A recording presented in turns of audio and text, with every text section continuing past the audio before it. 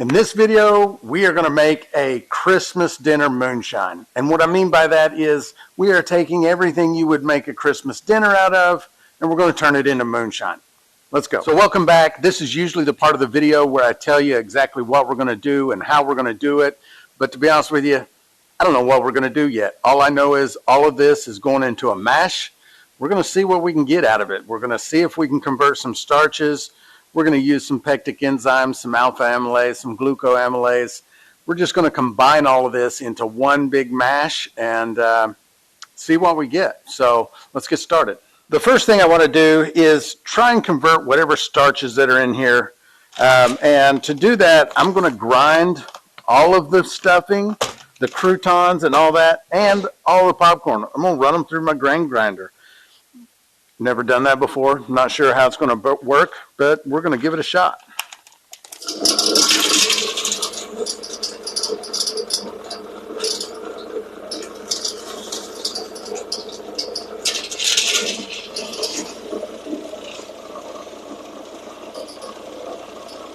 It's going to take all day.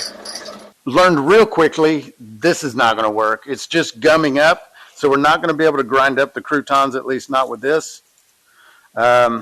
Maybe I'll just stick it in a bucket and mash it with my fruit masher that Richard made for me, and maybe that'll work. So we'll come back once we figured out how to get these all chopped up.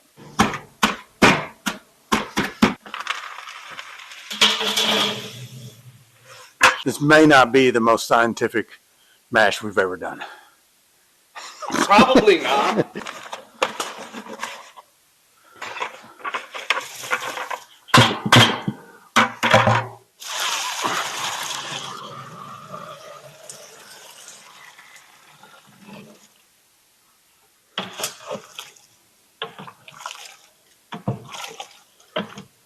All right, now let's see if this high temperature alpha does anything to the popcorn and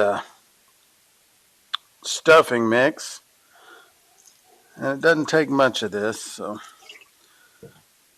if it does anything, we should be able to see a difference just stirring it in.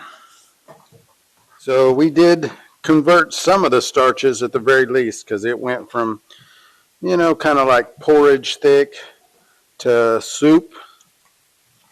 Now we'll let this cool down to 130 degrees, and then we can pitch the glucoamylase.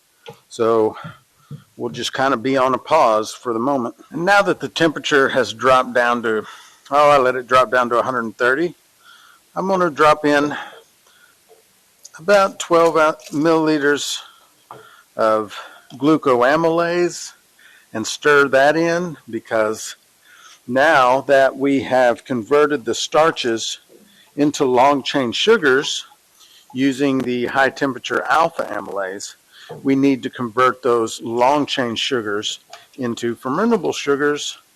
So that's what the glucoamylase does. So we'll let this rest and let the temperature drop while we get all of our other ingredients ready. I've sped up this portion of the video where I was adding in all the extra ingredients because it was quite a bit, and I also did it in a separate pot because I wanted to add pectic enzymes and give them a chance to work on the stuff like the cranberry sauce, which I'm sure had a bunch of pectin in it, and the fruit cake and the yams and things like that. And once I got them all in the pot, I just mashed it up as best I could with my mixing paddle. And then once all of it was mixed up well and the pectic enzymes were added, I let that rest for a little while, and then I added it to the other pot that had the stuffing and the popcorn in it. All right, now that we've had this sitting, letting the pectic enzymes work for about an hour, we're just going to pour this in.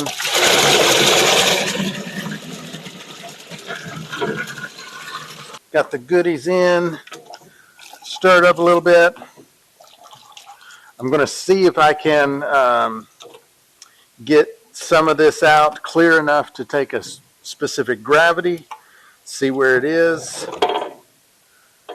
and we'll do that now. So the reading is coming in at about 1066, 1065 we'll call it. But my suspicion is also that this is a little thicker than usual. We may not be getting a real accurate reading, so it might be a little bit lower than that.